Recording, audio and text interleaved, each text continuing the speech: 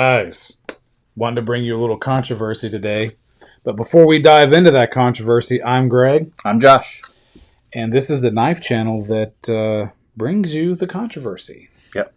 And before we go any further, make sure you like, subscribe, ding the bell, and comment down below. Gets me every time.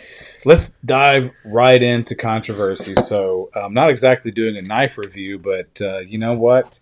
When you deal with a lot of different knives, you kind of start to figure out, gosh, there's a couple of knife brands out there that's set apart from everybody else. And but not just knife brands, though.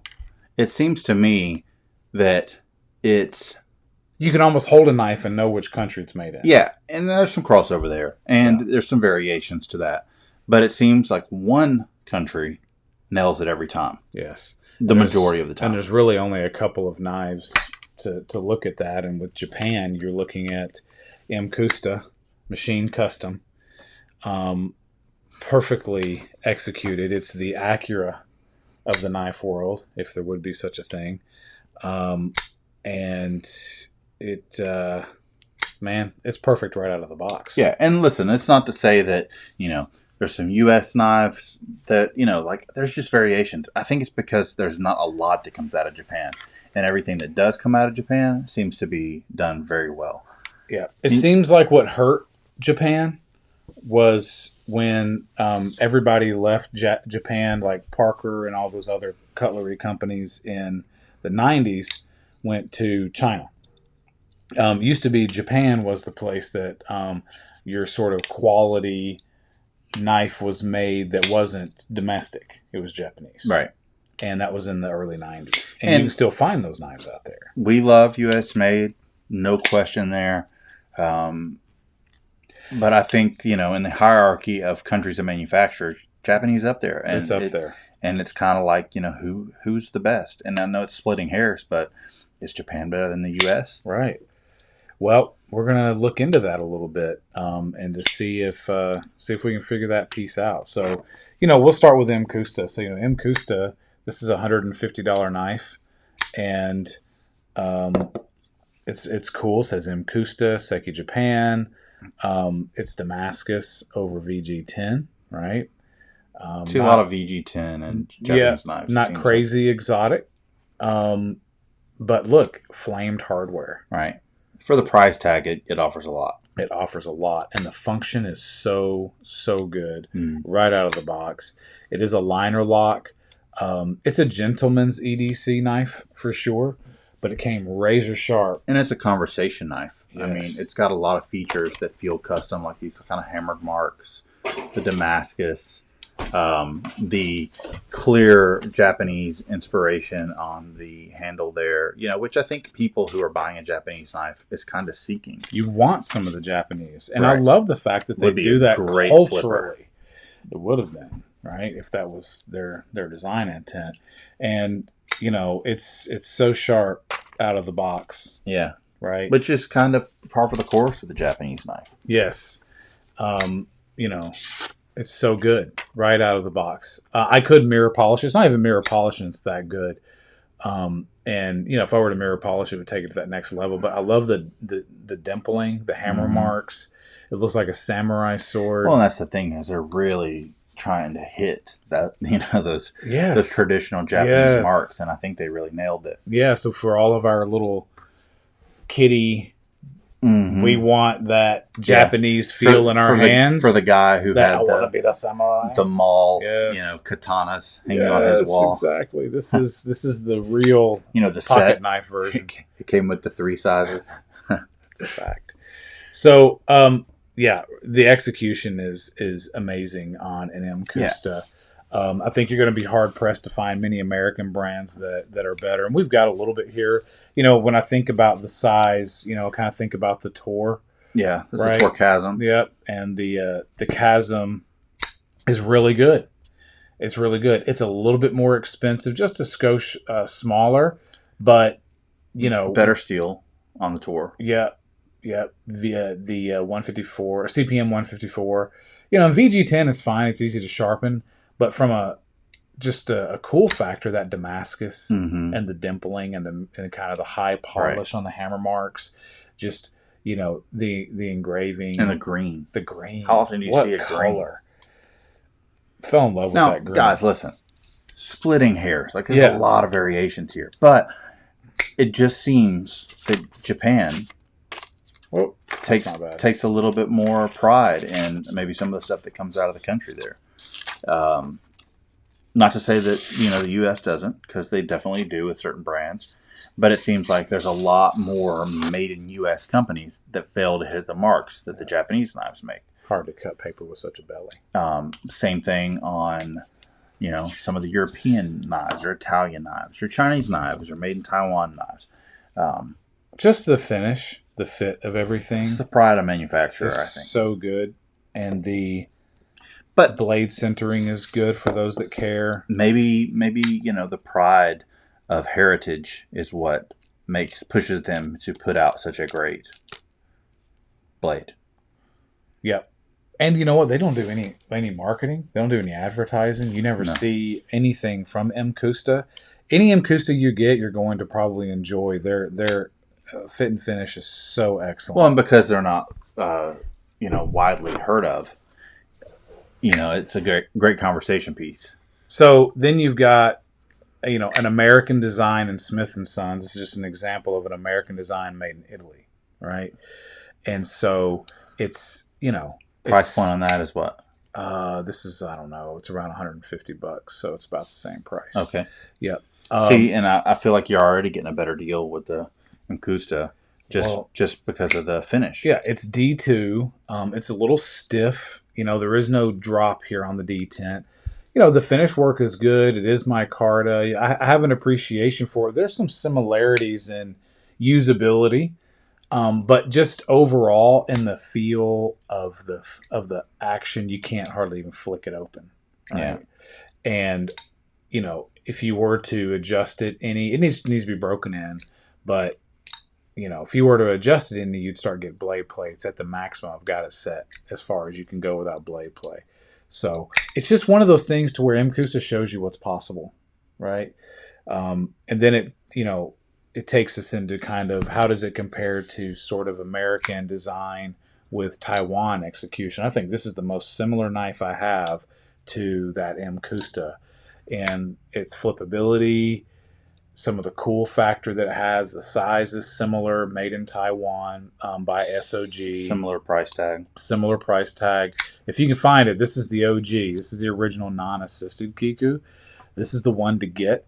I know it doesn't have as high end of a steel. I think it's an AUS, but the harpoon design, the grind is pretty decent, considering it's a budget grind, and it's micarta. But look at just the function is good, but it's not special like that. No, like you can tell in hand how special that is from the finishing, the flame hardware. There's a lot of details. There's a lot of details. The functional jimping, every ounce of that jimping actually works. Mm-hmm. They thought of everything on that knife. Reversible deep carry through the top, goes in through the top. Yeah. Jimping all around, including jimping on the, not that they needed it because it's so easy to use, but on the liner lock it has jimping. Mm-hmm. Yeah, it's got jimping down here on I don't know, guys. It's hard to beat the dimpling, the Damascus with the layer of VG10 in the middle. Right. Dude. Right? So you've got a comparison there of a few knives that are similar in size, but the execution is hard to beat, and the beauty of this knife is hard to beat. Right. So that's the thing, right? It's not just about the usability, but it's about the beauty of it. It kind of makes you say, gosh, there's a... It's the design of the thing. There's levels to the game, and MCusta, it's just really well executed. I think about the Hinderer. The Hinderer has a similar level of execution. Now it has a lot more expensive materials to a degree, like thick chunk of titanium, right, it's frame lock, better steel. It has some additional features to it that are a little bit more high end. But when you think about just functionality, how smooth and perfect that is, it's very MCusta-like. MCusta has that. I mean, so do one then the other, and you're like, wow, I can see that. It's a flipper versus a thumb, but no, for sure, yeah, it has that. Wow, it was designed with specs to a T. But the thing is it's not just Imkusta. It's Rockstead. It's a lot of other Japanese knife manufacturers as well. And I say a lot of others, but there's not, right? Yeah, so it's that's only two. That's the crazy thing about it is the knives that come out of Japan aren't many, but the ones that do are excellent. Whereas in the U.S., you've got a ton. You've got a ton of is woo. Right. You got some made in the U.S. that are just kind of like, Yep. And then you got others that are exceptional, like this Hinderer. So then you get into the hyper, not the hyper, but super grail. There's hyper after this. And you know what? Look at the. So this is the Chi, and it's by Rockstead Knives, and just the mirror polish that's on that with the DLC coating. It has ray skin, which is harkening back to that samurai. You know, the inlay is ray skin on samurai swords. It has that. It's like, yes, you know, they're harkening back to that heritage feel that we all still want and we appreciate to this day. That's the thing with Rockstead, though. You almost expect that out of a knife that costs what that one does. Yes. But that doesn't take anything away from the pride of manufacturer. Because it carries that price tag because of how fine it is. Agreed. And the heat treat on these knives is on a whole nother level. They heat treat these and they come razor sharp from the factory. This is, I did notice it's a little stiff on the flip action. But I don't think it's made for flipping. I think that they didn't intend that. I think they almost intended a rollout. It isn't really made for thumb stud flipping. You can once you get used to it. It is a stronger locking mechanism though, because it's a lot thicker. It's kind of an integral frame lock versus just a little liner lock. But I mean, it's an expensive knife. So, talking about these few Japanese knives, comparing them to a few other knives. Yeah. Are Japanese knives the best knives on the market? Right. It's a good question. For me personally, I don't think so. I think they are done exceptionally well. Very, very great knives. The only reason why I wouldn't say that they are is because there's just not enough. You don't have enough selection to kind of make that claim. Right. To this day, American-made knives are the best knives on the market overall. Right. Right. So that's because the selection's so broad. Yes. Because you can say, well, yeah, but what about this knife? What about this knife? Right. What about this knife? Because if you split the difference on that Imkusta and that Rockstead, you start getting into some of the best knives ever. Hinderers, some would say Striders, Heretics. Yeah, so you've got this Heretic, and its function is excellent. They did a fabulous job on getting this knife rocking and rolling. And it's beautiful in its own way, in an American way, right? It has the carbon fiber, the flaming. It's extremely lightweight. It's an all-American knife. Really, really well executed. And super duper materials inside of it. So this is an excellent knife, and it came really, really good right out of the box. Didn't need adjusting like a Microtech. And, it's just, of the two Japanese brands we have, they execute at a high level. They do. And they are some of the best in the world. They are. What I would like to see, what would be neat is I would like to see that come back. I think that it would be neat to have some of these American brands. Maybe instead of, everything in China, why can't we have, some manufacturing in Japan? Like, why can't we do some of that? I just think that the quality is so, so good. Well, they take pride in it, especially with an edge object.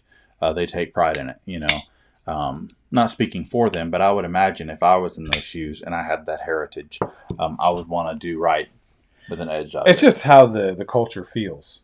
Right? You can even see when you watch videos on how they cook and prepare food. They don't cook food, they prepare food. You know what I mean? And just, how finite they take into every detail. So, yeah, they are some of the best knives in the world. Who do you think makes the best knives? Some people think it's in Italy. Yeah, That no, some people MKM do. makes some great knives. That Viper Yeah, I've got is really, yeah. really good. And some people think, Scandinavian knives are the best knives. That's true. And Scandinavian knives are good, but they are so raw, Mm-hmm. most of them, that they have a rawness to them. You can even see like some of the manufacturing pitting sometimes when you Yeah. get some of their knives, which is cool, I think, but it's not. I don't know. I have an Anderson Copra that I can whip out that's as and they actually hardened their knives to like a 62, so it's actually a really really hard long lasting edge. So there's a lot to that. It's a little bit controversial to say one country is better than the other. I would still tip into America because you can get whatever you want. You can Right. get the fat boy showy knives. You can get the totally functional knives. You Mm-hmm. can get Kershaws that are budget knives. Yeah. You can get all the designs you want, all in America. You can even get American manufacturers that go to Italy to give you, and this feels Italian. Italian knives, they're rolled. Like Mm-hmm. every edge is rolled, nothing is flat. Mm-hmm. And that's how they do things. That's how you know it's Italian, right? And then you kind of get into the Taiwanese or the Chinese knives, and they seem to function well. But like the grind work is a little cheesy. Don't you Yeah. think? It's not. It's kind of normal, high, quantity manufacturing. Well, what it is there's variations there because we've had some Taiwan knives that are great. So there's They variations. are. This is great too. But I don't think that you're going to find, like, even when you get into some of the Wii knives that are high end, like, it's cheesy when you sit it next to, like, an Olamic Mm-hmm. Or a Medford. or a Medford. It's just feels cheesy in hand. Mm-hmm. In comparison, they're great knives, and they don't typically cost as much as that, but they're kind of encroaching on that level of territory. I don't think they're Yeah. quite there Well, yet. and one thing I really appreciate, Not quite there yet. Not to take anything away from Japanese knives, but you can get Japanese designs or inspired designs here in America. Yes. Just like with this Emerson Kwaiken. I failed that thumb flip, but Japanese inspired. Clearly, that handle's very Japanese. That ProTech Um, Kwaiken that I've yeah, got. ProTech Oh man, Kwaiken. what an execution on the knife! And then you get into like the Clyde, the Ace Clyde. Yeah, the Ace Clyde, which is what which is a Italian. Scandinavian, Italian made with the Japanese inspired up so split blade. I think that bears to say that Japanese in general are so good at making knives that's why you see a lot of other knife manufacturers making knives inspired by their designs. I agree. And I do think it is a shame that we only have a few Japanese knife brands. Yeah. My concern is that one day there's not going to be any. Right. And then it's just going to be kind of up to American, because we have an appreciation for Japanese culture. I know they appreciate American culture in a lot of ways. But I don't know. If I could inspire someone to buy an M. Custa or to save up for a Rockstead to make sure that they're all... Rockstead will probably always be here because super high-end will never go away. Right. And because the super high-end people who have money always have money, and they're always going to buy that stuff. Well, and there's going to be that person who's like, Rockstead's too expensive, I'd never buy that. That's fine. It's not for everyone, but that doesn't diminish... The people who don't think so will always buy it. It doesn't diminish the quality, and I think that if you had the money or it was a knife that you appreciated, I think it is worth getting. Yeah. But if it's not something you want, then you don't have to have it. It's a weird kind of... It's a function work of art. Right? Because they don't do too much that's super duper fancy. It doesn't have a function. Like, it's slick, but this is... It reminds... It's right there with Olamic. Olamic is like the really fancy version. Yes. Like, I would say I would get a Rockstead over an Olamic. Yeah. But because of the functionality of that hard blade. For the average knife guy who doesn't like to spend more than $200, guys, look at M. Custa for real. Yeah. You pick up an M. Custa. They've got some other cool designs. I would love to see a resurgence of their brand. Everything they have is good. Every single thing. And it would be really, really cool for them to be out there more. This design is so similar to the Leak, which is one of the most EDC-able blades That's true. there are. If there was a fully pimped Leak, that's it, right? Yeah. And it's tip up, where the Leak is not. Yeah. The Leak is tipped down, which prevents me from carrying it. The only tip down knife I have is the. I know the SOCOM. Yeah, and honestly, that I struggle with that. Hey, hold on. But we make an excuse. We're total hypocrites. I'll make an excuse for a Microtech all day long. Yeah. Oh, it's tipped down, but that's different on that knife. Well, why? Because it's a Microtech. There's no other reason needed. But then I'll leak. I'm like, I'm not going to leak. But the SOCOM. I will say I do wish that they made it. Yeah, and it goes back to kind of how we've talked about tip down. It's always a design specific knife that has ergos in a very specific way, and it can't be tip up because of its design. I think it could, but Well, I agree it could, but that's not their design. Yeah. Right? Then it goes against the design ethos. Wow. Of their product. So anyway, tell us what you guys think. Is the Japanese still the best? I think from a hardness standpoint, they sell the hardest knife on the market. And Rockstead, and I think that's fascinating. At least outside of like the custom world. Exactly. In the manufacturer world, I think you're right. I don't know that I have seen anybody advertise a 65 or 67 HRC product. I've seen some fixed blades in the custom world. Yeah. At that. Yeah. I probably have too, but nothing comes to my mind. Right. Again, it's not. This right here comes to mind. And what's cool is they use a really, really tough tool steel. This is the tool steel. YXR7 or whatever, and the tool steel is it will potentially rust, but because it's DLC coated and mirror polished, it prevents rusting in a really big way. The really, really hard steel at 67 is a very high carbon stainless steel that is brittle potentially. Right. So that one you got to be careful about. It's really a knife with purpose, and you're not going to open boxes and hit staples potentially, or cut food into porcelain or something like that. Right. Well, chip the edge. If you're not all knife guys have a bunch of knives. Some guys swear by carrying one knife. Whatever it may be, everybody's philosophy is different. At least for us, when you wake up and you go to pick your knives for the day, you're kind of thinking about what you're going to get into for the day. Mm-hmm. You're not going to pick that knife up to go traipsing through the forest or no, this is a showpiece. Or break down boxes. This is a showpiece. This is what you take to the cigar lounge or out in the town. Whatever, right? Yeah.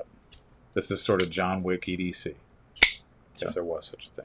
Yeah, so let us know what you think. Yeah. What do you guys think? What country do you prefer? That's what I want to know. Who do you say produces the best knives? We say it's America, right? Yeah.